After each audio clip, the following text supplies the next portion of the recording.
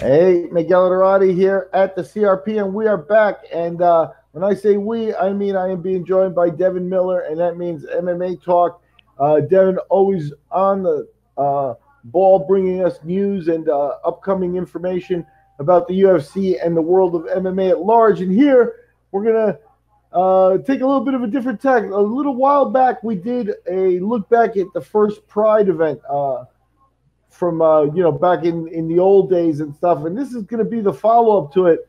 I'm going to let Dev take us through Pride 2. Pride 2 went down on March 15, 1998 in Yokohama at the Yokohama Arena, and this is the beginning of Pride. Pride was starting to be a big deal. The first show focused on Rickson Gracie, and now we're going to go in a totally different direction. Dev, how you doing? I'm doing good, Miguel. I'm glad to get to join with you tonight. As you guys are going to see, I got my work shirt on out here on the road. But this is a topic that I really do like about our podcast, is that we are willing to dive deep and look back into the roots of MMA, because I'm a firm believer in whatever you're into and whatever you study, that if you're really passionate about something, you're gonna look into its roots. You're gonna look at where it's been, where it's came from, and you're gonna develop a better appreciation for whatever you're interested in by looking at its history. And MMA does have a short history compared to something like boxing, but it's got, it would take us years to adequately cover the history of boxing.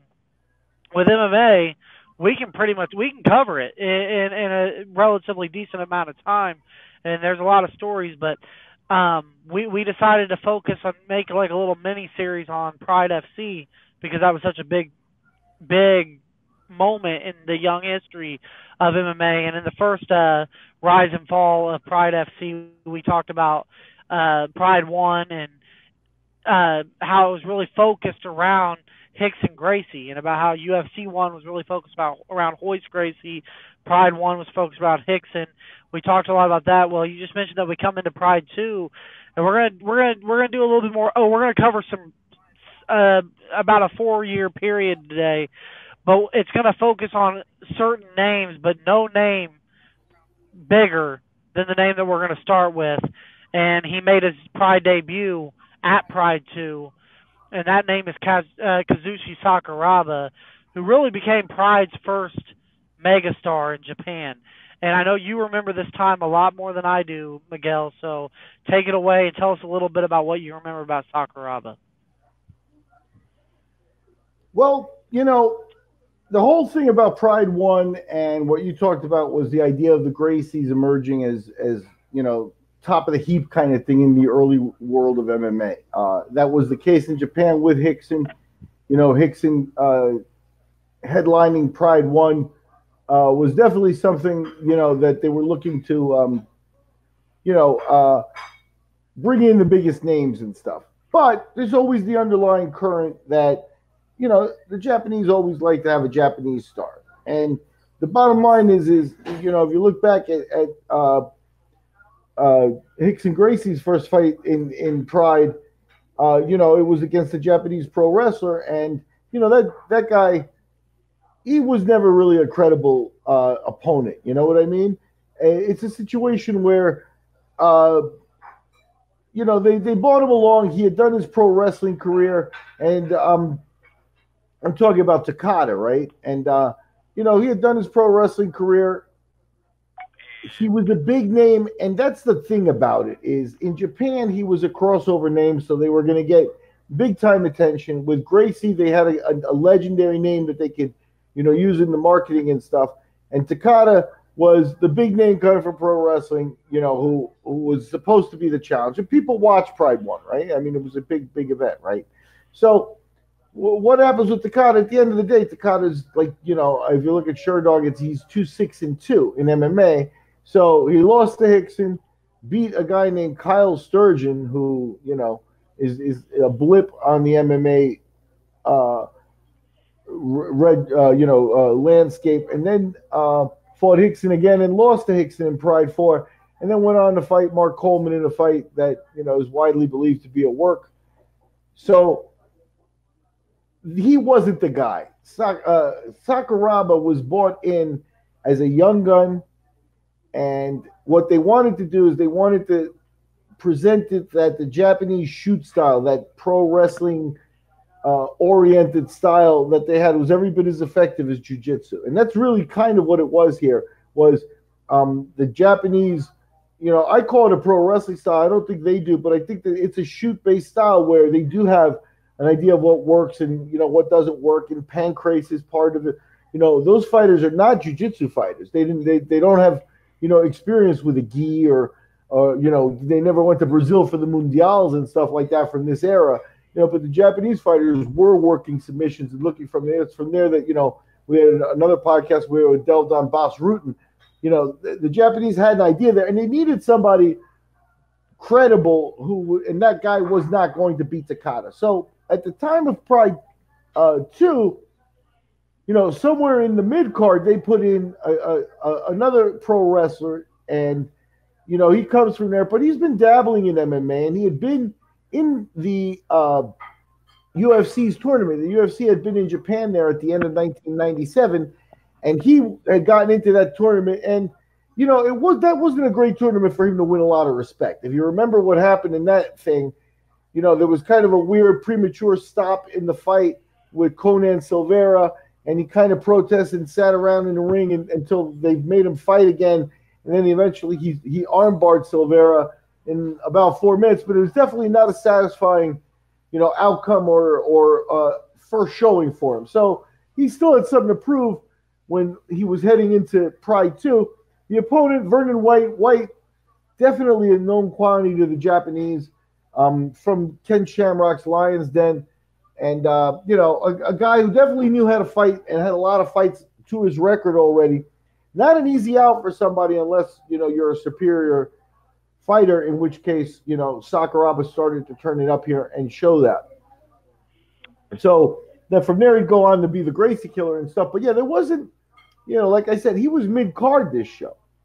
Yeah, I want to develop this idea a little bit about Sakuraba, this narrative that I really think defines a lot of his legacy and his tenure inside of Pride as the Gracie Hunter, and about what that signified for the sport. Because when I look at Sakuraba, as you just mentioned with Takada, both these guys had pro wrestling backgrounds. We mentioned in the first podcast on the rise and fall of Pride that Japanese pro wrestling was a little bit different than what we see with modern, with American pro wrestling, minus somebody like Brock Lesnar and stuff, where we have these crossovers into MMA, and we had CM Punk come, but I don't think anybody counts that. These guys were seen in Japan as they were real tough guys. And here comes Sakuraba, and unlike Takada, which is kind of just seen as a spectacle and not really something to be taken seriously in the martial arts form, with Sakuraba, we really start seeing kind of the elevation of MMA in a lot of ways, in my opinion, just looking back at it, as somebody who became an MMA fan in the mid-2000s and became a diehard, wanted to learn as much as I could about it, started learning the techniques of the sport, started learning the ins and outs of the technical aspect of it. When I look back at Sakuraba, when I see the Gracies and when I see Hoist and Hickson in Pride 1 and in UFC 1, I'm seeing a sport that hadn't yet evolved yet. I'm seeing a young sport in its infant stage. It's still an infant. It's in its infancy, where where jiu-jitsu is still reigning supreme because it's the most dominant, effective style against style.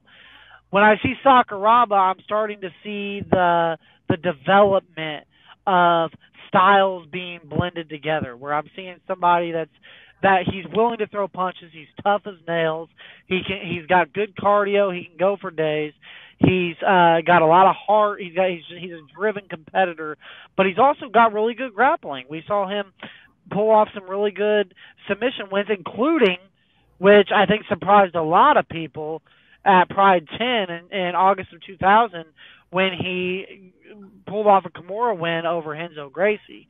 But I think that he is significant as a legend of the sport because of that Gracie Hunter nickname, because I really do believe that he and this is no disrespect to the Gracies.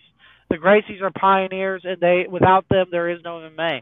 But I really feel like when Sakuraba came along, we started to see the sport shifting away from style versus style into a full-on mixed martial arts style. And he was the archetype of that by beating the Gracies handily time and time again. And I think that's what makes him so significant on the legacy status. What do you say? Yeah, I think he definitely has a 2.0 feel about him, especially in point in time. Now, keep in mind, in Japan, I want to call to light an organization called Shudo, who's probably still around.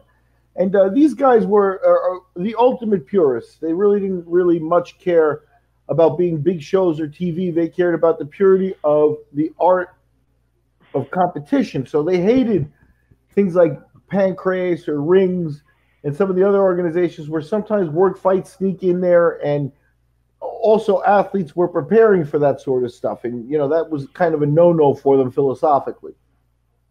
So you had a lot of little guys, like the guy I always look back at is a guy named Rumina Sato. And if you look at Sato's early work, the guy was probably the first guy that was pound for pound the best in the world, and clearly so. Frank Shamrock, this is around the era of Frank Shamrock. Shamrock may have taken the mantle from him, and then you had some early guys passing it on. Before that, with Coleman and things like that, it was kind of too early to tell in my book. You know what I mean? Mark Kerr may have been a guy in that argument about who was the first guy you talk about, or one of the first guys you talk about as being a pound-for-pound guy, like just or an all-time great.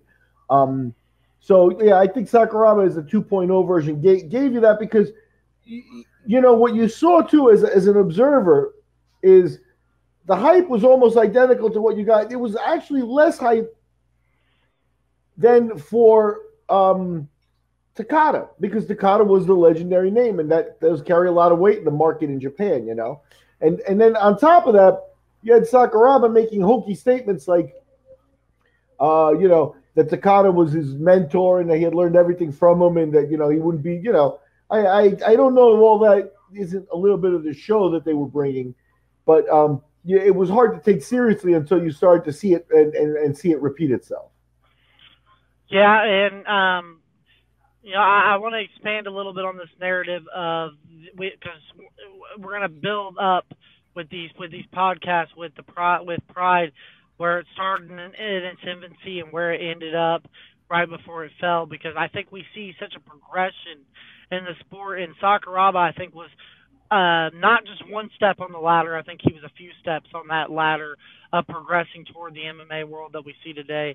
And one name that I want you to comment on this fight, because I'm getting the vibe that you might have either been there or you remember watching it live, because you get kind of animated when I bring this up. But first off, that'd be wrong of me to say that this was the very first big name that he beat, because he did Pride 3. Sakuraba pulled off a knee bar win over Carlos Newton, who ended up being a UFC welterweight champion and famously fought Matt Hughes a couple times. A lot of people, yourself included, believe that he beat Matt Hughes and should have been the champion with the triangle choke before Hughes slammed him.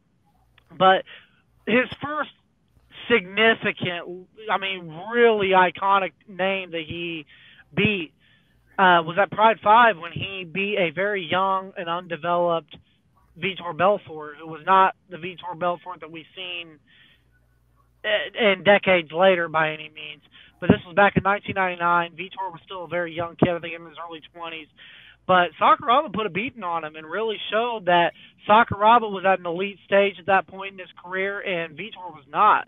And were you there, Miguel? No. I wish I was. And it definitely was a landmark fight. Now let's do this correctly here.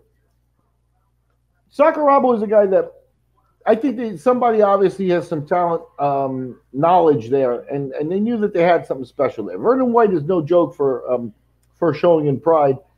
Vernon had worked in the Japanese market before, and the fight looks like, I've never heard it be called like something where, Vernon was there doing a job. So that's just, Vernon's a tough opponent. Vernon's serious coming in for a fight because he was such a veteran at that point. And for an early fight, Sakuraba had not shown himself to be wound tightly at UFC Japan, so there was a lot of open questions. Moving on from that, Newton had already gotten a nice place for himself in the MMA history already with his work in the extreme fighting and stuff like that. He was a name before all those series of fights with Hughes and things like that. And yeah, I do think if you look at the sequence, the triangle choke has Hughes out, Hughes goes out, and Newton goes out from the slam of Hughes slamming him at that point. And from there, Hughes got his stuff act more together, but there was confusion in the ring over what was going on through that sequence. Again, I did get to attend that one. Another interesting fight. Now, here's the other thing is as a young guy who wasn't around in that era, and if you look at his record, and I'm about to do that, and Alan Goes may not sound like a big deal. I'm looking here. He went 10-5 in the UFC. That was the one draw in the middle of at the time, Sakuraba going into the Vovchanchyn fight at the 2000 Grand Prix. At this time, Sakuraba was 8-0-1 in Pride, and that one draw was Alan Goes. So, yeah, what happens here with that is now there's a reaction from Brazil and from Japan, and you get to see coming up in the roster of Pride, really, first of all, guys without the name Gracie, right? And that's the first step of bringing out the real Brazilian Jiu-Jitsu guys, right? And most of the guys, like, that you could trace back to that area would have some tie to the Gracies, right? In other words, who you see, Murilo Bustamante, Mario Sperry, these guys started to pop up right around there. And those guys are Carlson Gracie guys, right? But they're not Gracie fighters, right? Eventually there was a little bit of a rift, and there was a showing there of guys that were like, look, we're jiu-jitsu fighters, we're Brazilian jiu-jitsu fighters, we're not Gracies. But they're not the be-all, end-all. They're better guys. There are guys like, for example, the reputation Mario Sperry went into for his first fight on Extreme Challenge of a guy with a 400-0 reputation. I mean, at the end of the day, Sperry was, a world-class competitor, but I don't think he was all that. But the hype, I'm just talking about the hype. And Goes was a very hyped individual at that time because what Goes had was he was crazy technical, but very, very aggressive. And Goes also mixed in a little bit of that Brazilian crazy, that like Ryan Gracie crazy kind of thing, where like Alan Goes was very much of a dangerous opponent. That's where you wind up with a draw. And Goes for the rest of his life pushed for a rematch and never got it. But again, that they were trying to show something from the very beginning because from fights 2, 3, and 4 in your career or whatever you want to call them, none of those guys is an easy out. So it's just because the names don't resonate now. When those fights were coming up, when Alan Goes went into that fight, we're like, he'll smash Sakuraba. He'll be the guy that does it. Newton was too small or whatever, that type of stuff. He had yet to prove himself. And I think you're right. I think Pride 5, and they featured him 2, 3, 4, 5, right? So Pride 5, they brought in Vitor Belfort. Belfort being at one point a guy who fought using the last name Gracie, and then went back to his old name and stuff like that. But definitely could be, if anybody is a Gracie 2.0, it was Vitor Belfort. Yeah, and real quick, I don't want to be disrespectful to guys like Vernon White, Carlos Newton, or Alan Goes. I mentioned Vitor Belfort because that's a name that still resonates to this day. People know Vitor Belfort. They know him as a pioneer. I mean, there's a lot of modern UFC fans that believe the UFC really had its jump with the Chuck Liddell days, and there was a history before that. So that's why I brought up Vitor Belfort, and I thank you for expanding a little bit on Vernon White, Carlos Newton, and Alan Goes there, and we talked about Vitor. Sakuraba went on to win again at Pride 6 and 7 against Ebenezer Fontes Baraga and Anthony Macias, but. Macias, yeah. We talked a little bit already about the Gracie Hunter. That was really something that still to this day, really is tagged on. That really defines, in my opinion, Sakuraba's legacy from what I know as a I don't really think I'm a casual fan anymore. I've been really into the sport for now going on 15 years. And it's I'm OCD about anything I study, but Mhm. you were there at this time in 1999. What was the impact of Sakuraba? You already explained that he was brought in. He was the first Japanese star. He was the face of Pride. Now he wasn't just a gimmick like Takada was. He's brought in, but now he goes in at Pride 8 and he submits, not just beats, submits Hoyler Gracie. Well, What was the impact of that? Well, definitely, you had a strong scene in Japan there. To get there, Braga, and I'm friends to this day with Ebenezer Braga. I've talked to him within the last month on Facebook, just hey, an exchange of stuff like that. You know what I mean? I was there when he fought Jeremy Horn, and we kind of kept in touch ever since then. I think Braga was a Jeremy Horn, a Brazilian version who was like 5 years ahead of him, but very, very similar fighters. Just, he's a guy you would want with you in a ditch in World War II kind of thing. He was the toughest of tough guys, but there does come a point where toughness just, where technique and precision and athleticism will win out. Macias, with all due respect to Anthony Macias, again, Macias is another guy who's a tough guy from that era, but he was a 1.0 type of MMA fighter, an early day kind of brawler type. And everybody remembers the Dan Severn, suplexes that almost killed him. You know what I mean? By the time you got, to my feeling, the Hoyler Gracie match wasn't that impressive. The Belfort match already set the pace. Hoyler, to me, and I know Hoyler Gracie, Hoyler is a guy who, because of his position in the family and the dedication and the world championships he won in jiu-jitsu, he's about as high on the pecking order as you're going to get in the Gracie family, especially from that. He would be, to me, right below Hickson and above Hoyce on what the family would tell you is their pecking order. Henzo's a different, his cousins and stuff. Henzo, it was kind of more of a street fighter type guy. He would mess that up a little bit in that mix, but Hoyler was one of the most respected guys as one of the smaller technicians. But that was the problem, is he was too small. He was way too small. He always was going to be too small in this fight. And that's what makes it kind of like, this was not a money grab. It was the kind of thing where somebody built the image of the Gracie Hunter and they started to do this type of stuff. And this fight really, it didn't help Sakuraba much other than with the Gracie Killer mystique in Brazil. I mean, in Japan and at home. Because Hoyler Gracie's a 145-pounder, not an MMA fighter either. Well, and that's a good point. That was something I was going to bring up about the size discrepancy in that fight. He goes on after this and he beats Guy Metzger, who had been in there with everybody from like Tito Ortiz and several other legit middleweight, light heavyweight fighters of that era. After that, he had what many consider to be one of the greatest MMA fights of all time. It's probably the hardest legendary fight to try to sit through, considering that it was 90 minutes long. You had, after the 90 minutes, there were 6 15-minute rounds in this fight. And finally, Hoyt. Let me tell you one thing, though. Let me stop you before. Just one thing that ties back to something you said earlier in the podcast, just so that you know, okay?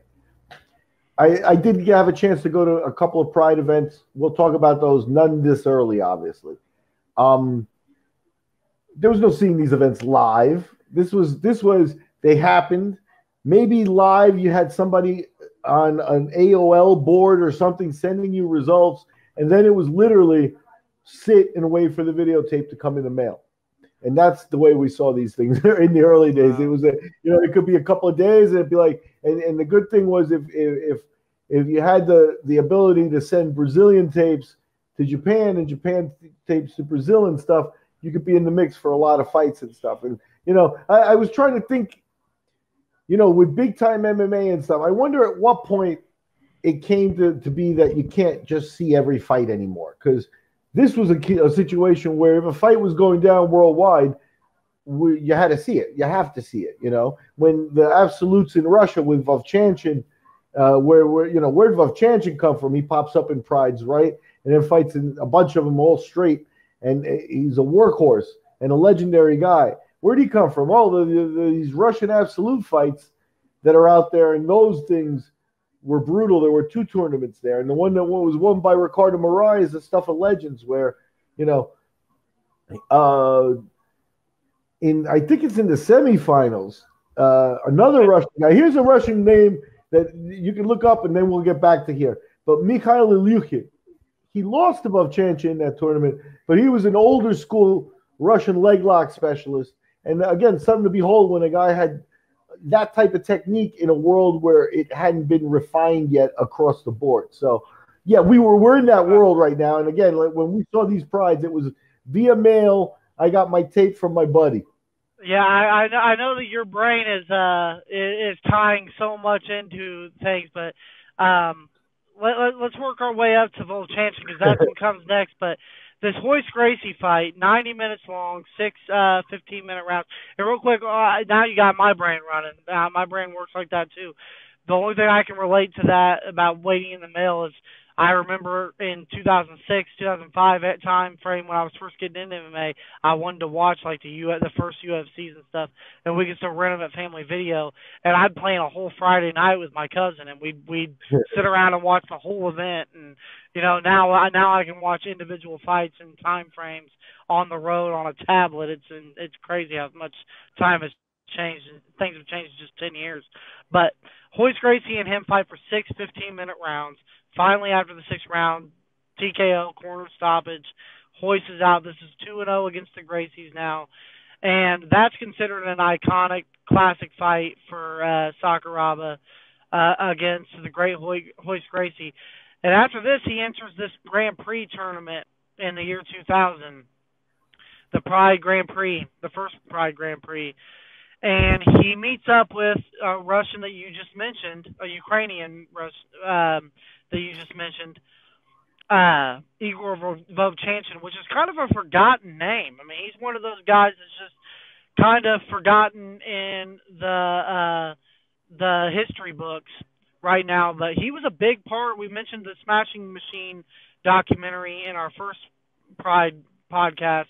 And we talked about Mark Kerr, and we're going to talk a lot more tonight about Mark Kerr.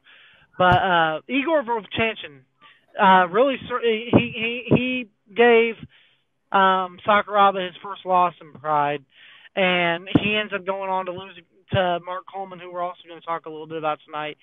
But what can you tell us about Vovchanchyn? Going into this fight, Vovchanchyn, this is just a little side note, and then I'll let you take over. But going into this fight, Vovchanchyn was coming into this with a 41-2 and 1 draw record. So he had an incredible record that I don't think people really realize. And he deals Sakuraba his first loss coming off of the 90-minute win over Royce Gracie. Yeah, once again, I mean, you got to keep in mind again the context of the Gracie fight. Royce was brought in. They were never going to get Rickson back, right? I mean, when Rickson fought, he fought another Japanese legend again, which was Funaki. And Funaki, because of his pancrase background, was considered to be, for example, a much more complete fighter than Takada, for example. So definitely more of a threat, although Funaki passed his prime when he got that fight. Actually fought a friend of mine, John Rankin, in his MMA debut because he had so many pancrase fights that Funaki was a bit of a legendary fight. That was Rickson's fight, but he was never going to do a rematch with or give Sakuraba a match. Whether you say that he was chicken or running from him or whatever it is, it wasn't going to materialize. To me, to be honest with you, Rickson's a guy that I question if he's not a little older than we may have been led to believe. And at some point, I think that makes a difference and stuff, especially when you're going to go in there against young guns and things. And that may have affected the decision process. That's just me speculating. But, we see that with a lot of athletes, Cuban boxers, for example, where the passport's there. So Royce became the big deal there. And they brought in Royce, the Pride before, to fight and beat Takada, right? So the Sakuraba match now becomes a revenge match. And that's the way the whole thing was built up. And, the negotiations for it were a big deal. Royce came back to fight Takada, but he hadn't been seen in 5 years. So the comeback for Royce was a big deal. And again, Pride scoring that and the UFC not ever bringing Royce back until, deep into the Zuffa era. But around this point, people noticed Royce Gracie has not fought in 5 years, and he's fighting in Pride, not UFC. So check that out. So with the Takada loss, he gets set up for the Gracie match. And I mean, what do you want to know? Royce comes into this match still wearing, a gi fighter, basically. And he got what he wanted in the 0 time limit. The idea here was that they were going to go as many 10-minute rounds as they wanted. That it was a no time limit fight. And that was what was supposed to suit Royce. The rounds and stuff were a concession, and obviously something, I don't know. I don't know if they would have fought 90 minutes straight. You know what I mean? So definitely something interesting there. But again, Royce, a 1.0 model. I think by this point, when you look at the Belfort loss, win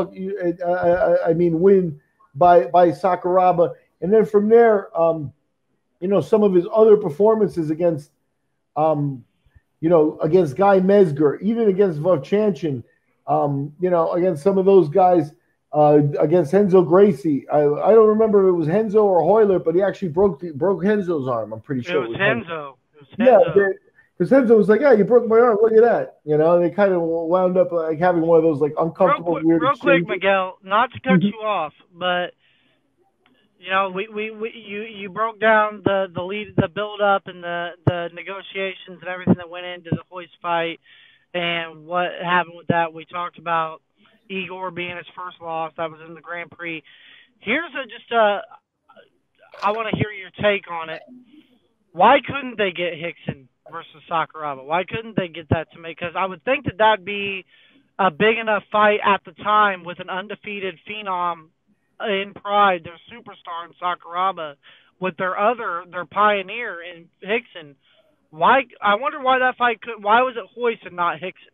Because that would have been, I would think, the first super fight in Pride if they could have made that happen.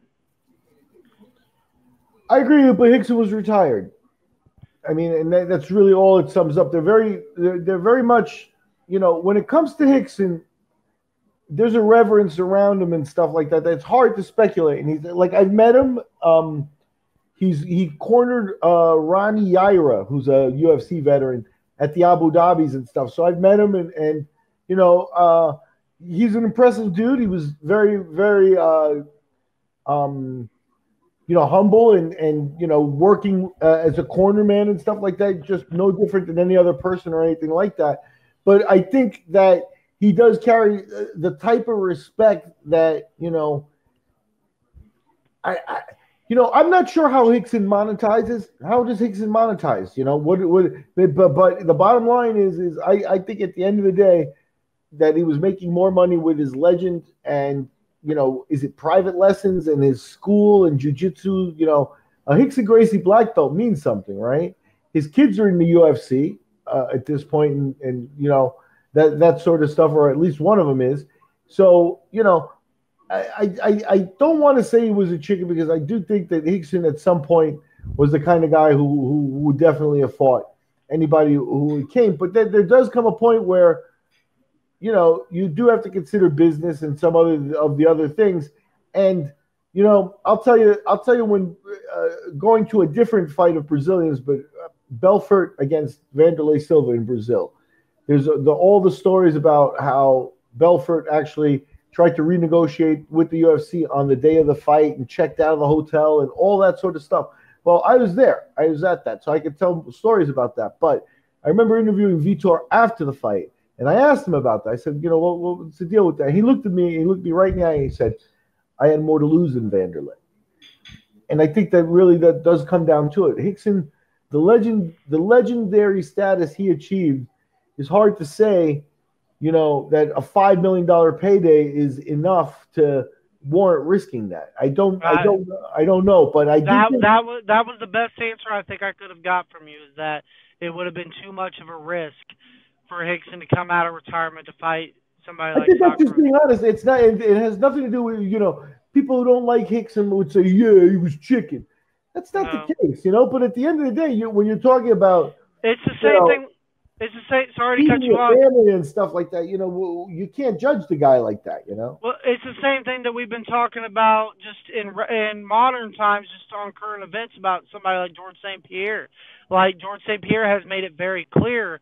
That's why we're still hearing rumors that he could possibly fight Khabib. And I still haven't bought completely into that, the whole that he's retired and there's no chance he's coming back, because he's made it very clear if the reward is worth the risk, he's into it. If the fight can be made, whether me or you or anybody wants it to be made, it can be made. I obviously Hickson probably didn't feel like the reward of beating Sakuraba was going to be worth the risk. The risk of losing that fight would have been bigger. But moving on a little bit, and I think part of that is very honestly that Sakuraba was a threat. That's in there as well. He was a threat because as good, and I'm a Funaki fan. I love Masanori Funaki, who was Hickson's return fight, but Sakuraba was a completely different animal, and you could see that one coming.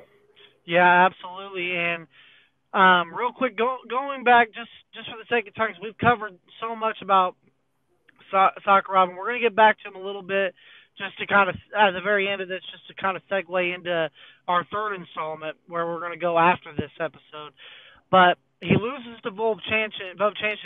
I want you to talk a little bit about, we see, like I said, I want to see this progression where we see Hickson Gracie lead off Pride 1. We see the Gracie Hunter come in, and he's showing a different level and a new 2.0. Well, we're starting to see with Vovchanchyn, who, by the way, just to clarify with this, Sakuraba was winning that fight. He was ragdolling Vovchanchyn. Vovchanchyn was a powerful striker, but he had very little grappling.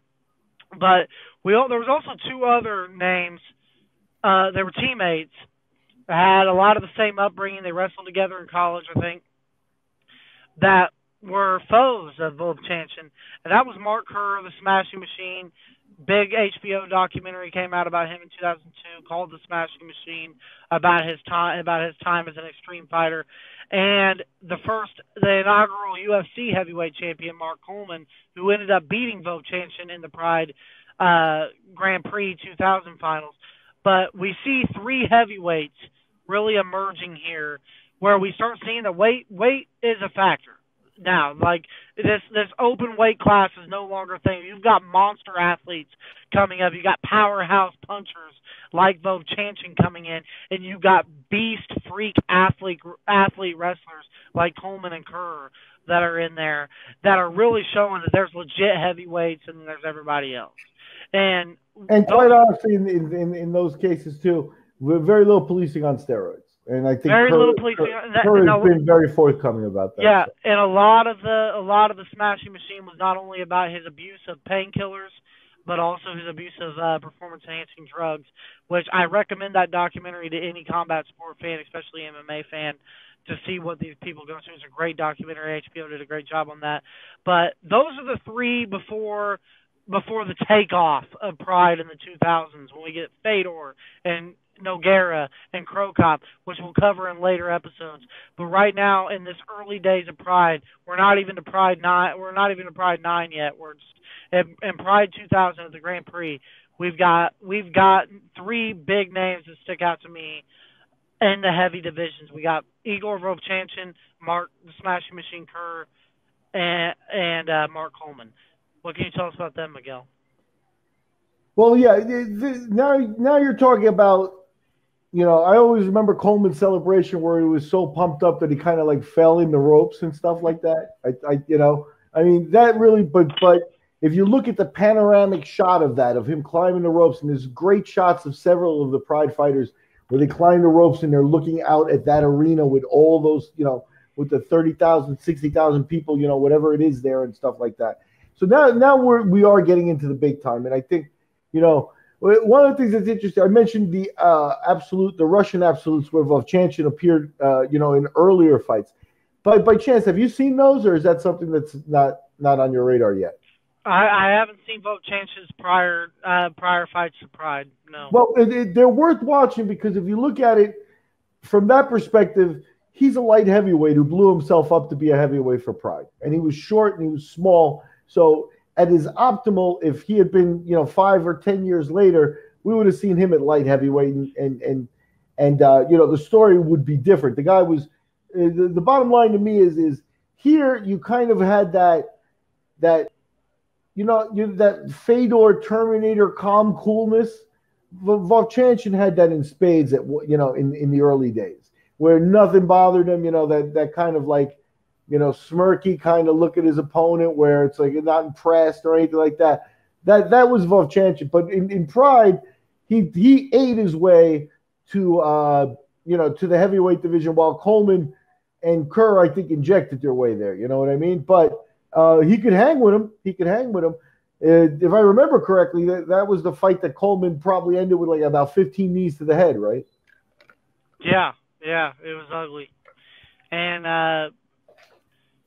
he had a controversial finish in the first Kerr fight where he originally won it, but they declared it to be illegal. And then he comes back and wins the rematch against Mark Kerr also. Right around there, Kerr was starting to, Kerr. I don't know, because I had access to him and met him when he was absolutely the elite guy on the planet, and I was there for a lot of the downfall, like when his return to Abu Dhabi and everybody was kind of watching him, and he showed up. Interesting, he showed up with a completely unknown jiu-jitsu coach who everyone was like, "Who's this dude?" And it was Fabrizio Verdun. And what it is Verdun was a Brazilian who had gone and followed his master to Europe, and he had grown up on the European scene, so he didn't have the reputation of, say, some of the other jiu-jitsu guys like Asperi or anyone like that. Verdun was a little younger as well, but with the Bering family, I think, is where his jiu-jitsu comes from. A very high pedigree, but that was Kerr. At one point, the elite guy, and then just kind of the wheels came off completely. And I think it was because part of it is ego, part of it is that, he was an amazing natural athlete. Like, to me, I'd rather have Kerr's skill set than Coleman's skill set. But where Coleman had him was, I think Coleman was always an instinctual fighter where you could be like, fight, and he'd be like, all right, I'm ready. Whereas Kerr really, I think, started to overthink things towards the end, and that's never good at this point. I remember telling you about the Vovchanchyn loss and kind of being nonchalant about it, and not really caring and stuff like that. And it's like, compare that to when Coleman got, kind of robbed on a judge's decision against Pedro Rizzo, and Coleman was in the back, going fucking ape shit. You know what I mean? And it just gives you a little bit of a different mentality. And that's, I think, what it was with Kerr. But Kerr was a special and a brutally, brutally amazing athlete in the very beginning. He came up in a Brazil tournament where I remember he blew the teeth out of his second round opponent with knees, and just bludgeoned Paul Varelans just to death in round one. The knee, I think his name was Mestrahulki. He was a capoeira guy that he just grabbed a hold of and kneed him. And the guy is sitting there holding his teeth. The guy comes up to him, tries to put a towel on his mouth, and just the guy pushes him away. He can't, his teeth literally knocked out of his head with a knee from this guy. And that's how he went to UFC. And then UFC, you get, shit like Ranger Stott, Sure, Ranger Stott could beat me up. Well, but that's not what the point is, right? There's one thing that I do want to cover about. Well, first off, I do, while this is on my mind so I don't forget about it, I do look at Mark Kerr as one of the most dreary stories in the history of mixed martial arts. Oh, yeah. Because he was a super talented guy. The Smashing Machine came out in 2002, and it was already a very dreary documentary about opioid abuse and steroid abuse, and just he fought for money, and he had a very dark look on the sport at all. And then after that happened, he went 2-8 after that fight, after that documentary came out in 2002, tried to make a comeback. All 8 of those losses, Miguel, were in the first round. So and he managed to pull off 2 wins in between that, but it's very sad. I mean, it's just a really sad story to see somebody that had the potential to be the first dominant heavyweight in mixed martial arts fade away into such a dreary result to his career. But something they mentioned about at the beginning of the Smashing Machine that I think is worth mentioning is that we just kind of did is Mark Kerr and Mark Coleman both began their career in the UFC before Pride. The thing is, UFC was getting a lot of attention about 1998, 1999 time frame. Well, we had in America some politicians that didn't really like the sport. They'd seen it. It was built and sold in the states on violence, and it was a success. People were paying attention to it. It was up there. People knew it just like they knew pro wrestling and boxing and everything. Well, it ends up. That's when we enter the quote unquote dark ages of mixed martial arts in the United States for the UFC and stuff, where the UFC basically is pulled from cable, pulled from pay-per-view, all this. They no longer had the revenue to keep these top-level guys, so they all went to Pride. And Pride was coming up and really blowing up over there in Japan, so we have these guys go over there. That's crazy to me to think about because today we have we have UFC on ESPN. That there was actually a time that American fighters were having to go abroad to compete at the highest level because the top ranking organizations in the states, it was hard to even get licensed in most states to even compete because there was a literal concerted effort by government to shut them down. This sport to be where it's at just 20 years later, when 20 years ago it was being banned. That's a pretty amazing thing to think about.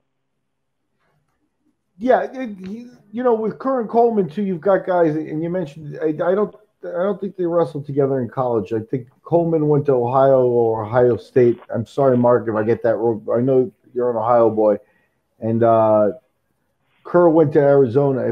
If they were teammates or anything, it was on the national teams and the American teams that come afterwards to go to the Olympics. I think Coleman, at the very least, was an alternate one time. I'm not quite sure of Kerr's Olympic credentials, but he obviously athletically would have been in the mix there. Coleman always told me that he was a little bit older and he was in Kerr's head that Kerr never beat him, but that may have been a lot of bluster and talk and stuff. I feel Kerr was a superior guy than Coleman. Coleman did what he did. I think Kerr made those knees he blew that guy's teeth out with were not knees that were instinctual knees like Coleman's against Vovchanchyn, where you just start throwing knees like a madman.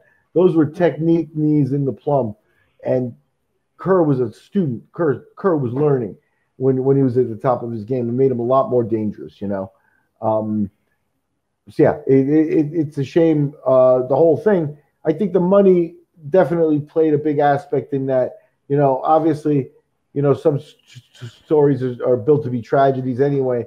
It's hard to say, but none of those guys were really making enough money to make a living at that point. Not on the level that people are now, not on the level you would expect. And then again, when you're coming from national teams and things like that, and you've been at an elite level your whole life, an elite athlete, elite guy that's been treated like that, you cross over into this sport and, you're getting an offer of 12 and 12, 15 and 15 for a fight from the UFC.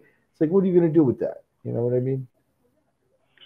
Yeah, and there was just no way for any other organization in the world to compete. And we talked a lot extensively in the first episode of this Rise and Fall of Pride that Pride was definitely the premier organization worldwide in the UFC. But just to kind of wrap this thing up and look at here, I think it is interesting to note with Mark Coleman, he was the inaugural UFC heavyweight champion. He ends his first UFC run with a 3-fight losing streak to Maurice Smith, Pete Williams, and Pedro Hizzo. Comes to Pride at Pride 5 and loses his Pride debut to Takada, who we mentioned earlier, by a heel hook. Comes back at Pride 8 and gets a decision win. Then he goes and wins all 4 of his Grand Prix fights to win the Pride 2000 Grand Prix. And then goes on to beat Alan Goes, and then he ends up getting his next loss after that to Antonio Rodrigo Nogueira by a triangle armbar. So you see the transition to the next level that I want to talk about in the next thing.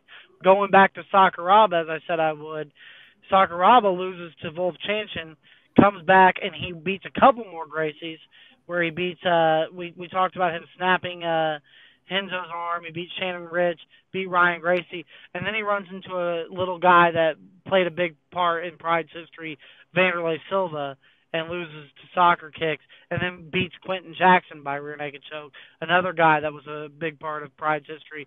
So you see with these two guys right here, Mark Coleman and Sakuraba, that these guys were successful in that between it goes from Pride 1 where Hickson Gracie dominated, he was the name. We go into this new level of the Pioneer stage, and Coleman successful, Sakuraba successful.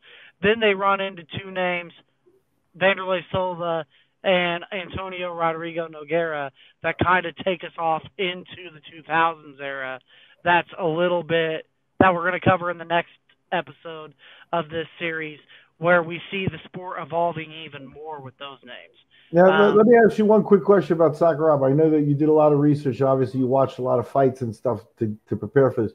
Did it come out in any of your research and stuff that Sakuraba was a legit smoking, whiskey drinking motherfucker as well? Yeah, I have heard that before, and you mentioned that, and I think the first, I think it was a different podcast, but you mentioned Sakuraba being not really somebody who lived a fighter's life. Yeah, and I think, at the end of his career with the losses and stuff like that, that stuff has a tendency to catch up with you.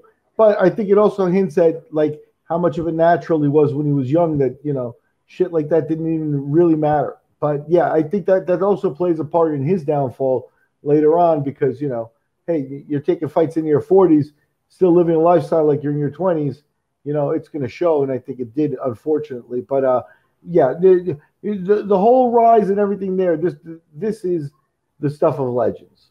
Yeah, and it blows my mind that Sakuraba's big, I mean, his real defining success came from UFC Japan up till his win over Ryan Gracie in December of 2000.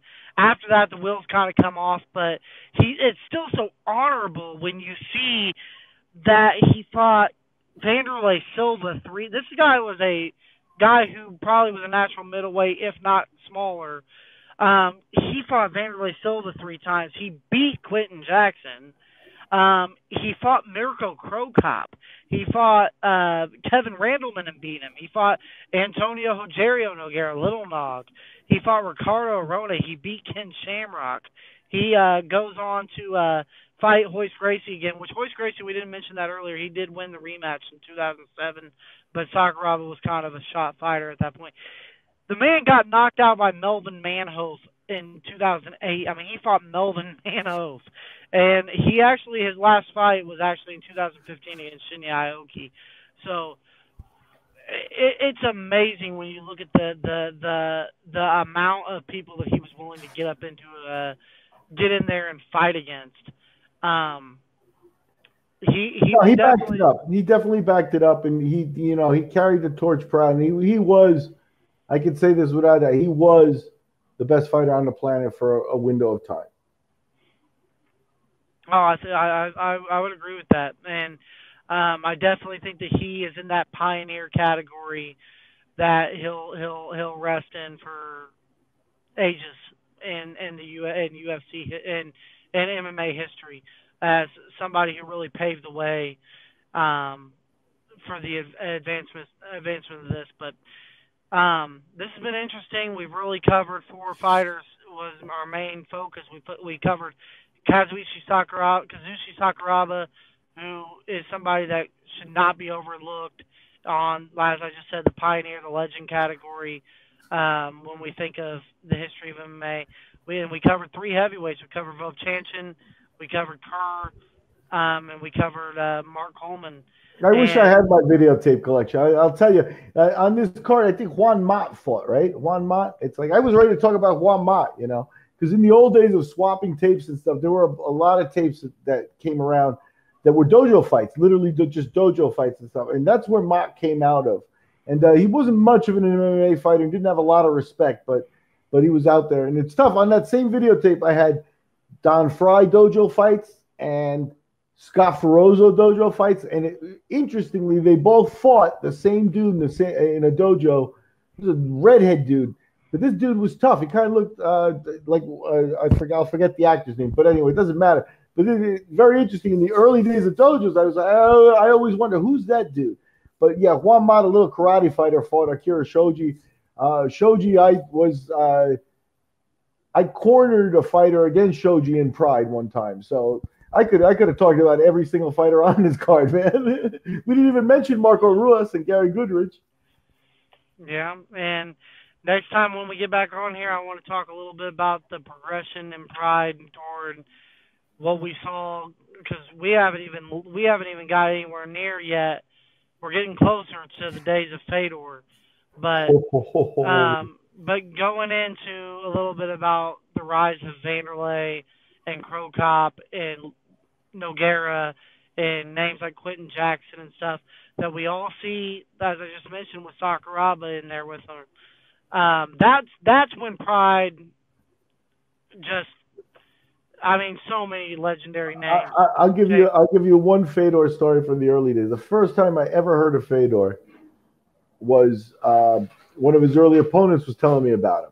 And if you look back, he fought a guy named Kerry Shaw. Meat Truck was his nickname.